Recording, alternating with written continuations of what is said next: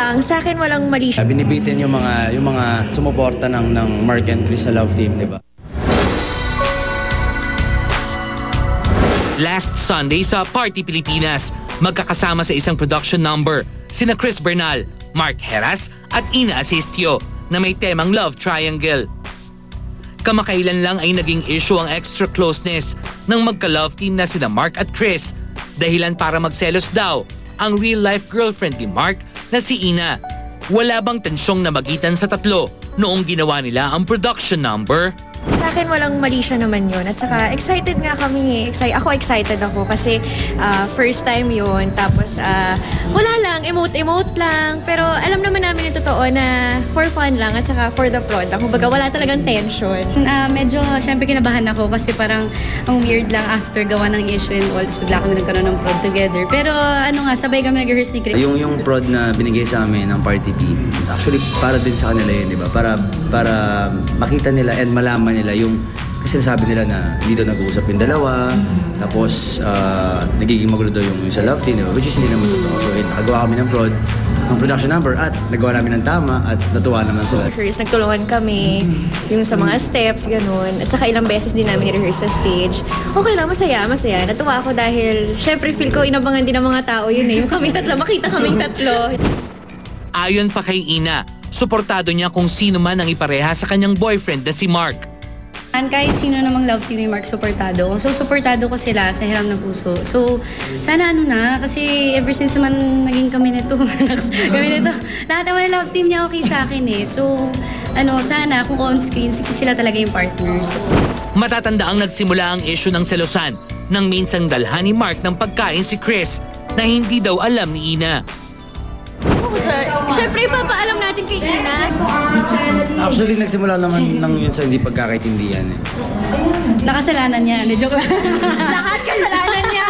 Ako na! Samantala, sa nalalapit na pagtatapos ng GMA Afternoon Prime series na Hiram na Puso, doon na rin ba mapuputol ang magandang samahan ni Mark at Chris? Hindi naman ko na natapos doon. At yun, I'm happy lang dahil mas malinaw na ngayon. I mean, kasi siyempre yung mga tao, di ba, naguguluhan. Dumating ko yung trabaho or yung soap na i-partner sa akin si Chris. Siyempre naman, binibitin yung mga sumuporta ng Mark and Chris sa love team, di ba? Pero at least ipapasalamat po ako sa kanila dahil hindi ko po ina-expect na susuportahan nila kami hanggang matapos yung show.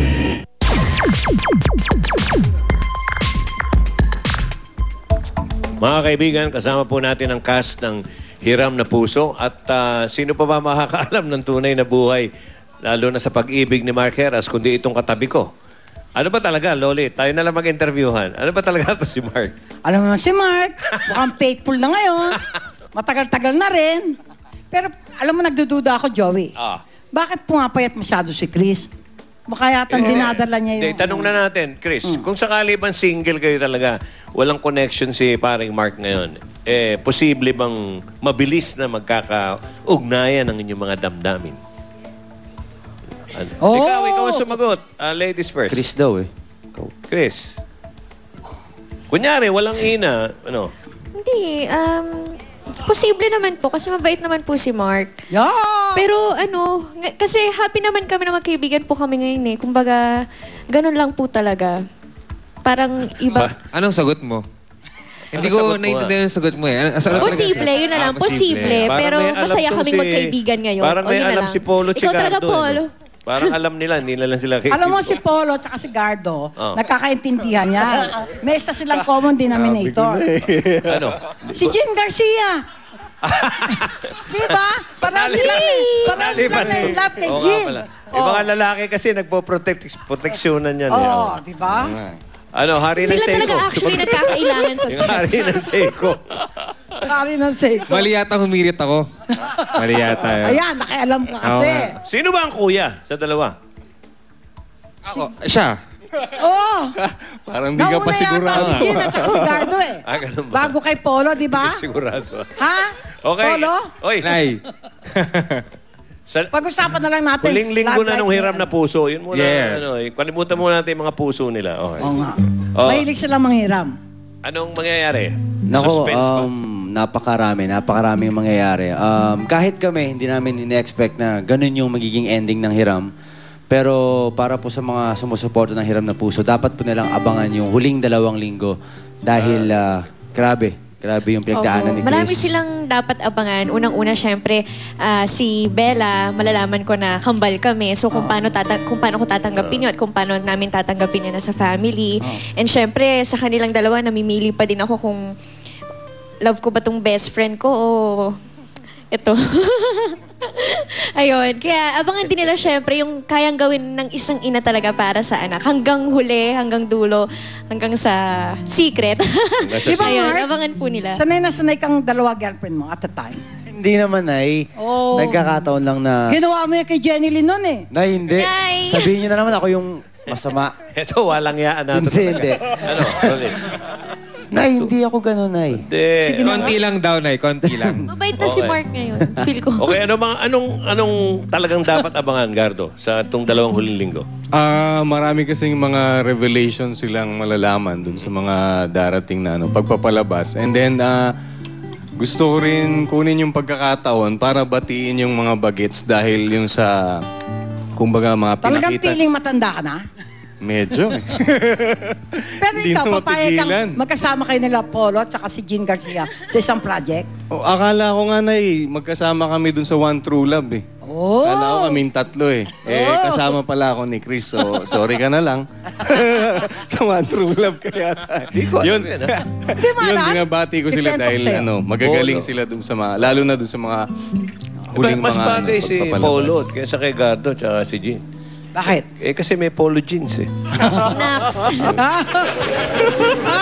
Ayos ba? Natawa ka na dun? Yun lang. Okay, Hiram na Puso. 2 weeks na lang. 2 weeks na lang. Sige, sila. Ayan po, Panoorin nyo. Hiram na Puso po. Sana po supportahan nyo hanggang matapos. 2 linggo na lang po after ng Eat Bulagayan. Teka muna, Chris, may kasunod ka ng project, di ba? Yung kay Aljur. Opo. Ikaw, Mark, may kasunod ko bang project? Wala po. Bakit? Hindi ko alam. Gusto nung audience dito sa studio, Mark, sagutin mo rin tinanong kay Jean, na kung single daw kayo, okay ba si Chris? Opo naman. Kasi si Chris naman napaka-sweet na tao. Ba't hindi pa ba kayo ngayon? Hindi po. Oh, sige. Okay. Ay, teka, Naniniwala Nay. ko. Ano? Hi daw sabi ng Nilista niya to, pinaghirapan na to, Nay. Hi daw sabi ng Bizarre, Flawless, Flawless. Dr. Vicky Bello, Levi's, Vans, Manang-mana sa'yo yung alaga Ano mo. pa? 60 Swagger and Tees. Thank you sa lahat Okay. ng sumusuporta sa Hiram na Puso. Maraming salamat To po our sa EP, mataas na ratings na binibigay Sir niyo Jojo. sa amin. Yes, Jeremy Network, salamat po. Yes, and thank you sa mga staff namin. Maraming salamat sa director namin. Thank you.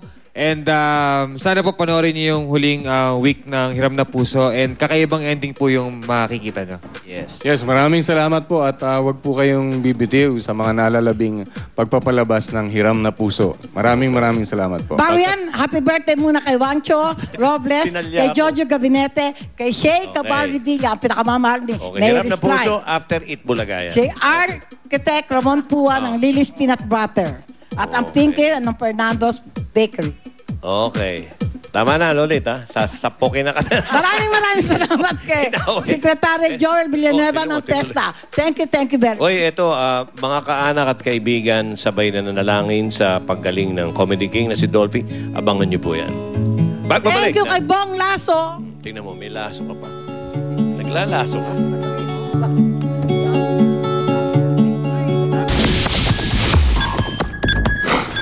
Check! Jillian Ward, ka-join na ni Cap.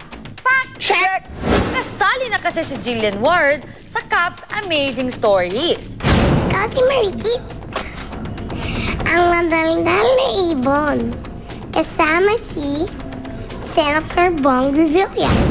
Manood po kayo ng Cap's Amazing Stories sa ngayong linggo po. Ako po si Marikit, ang madaldal na ibon.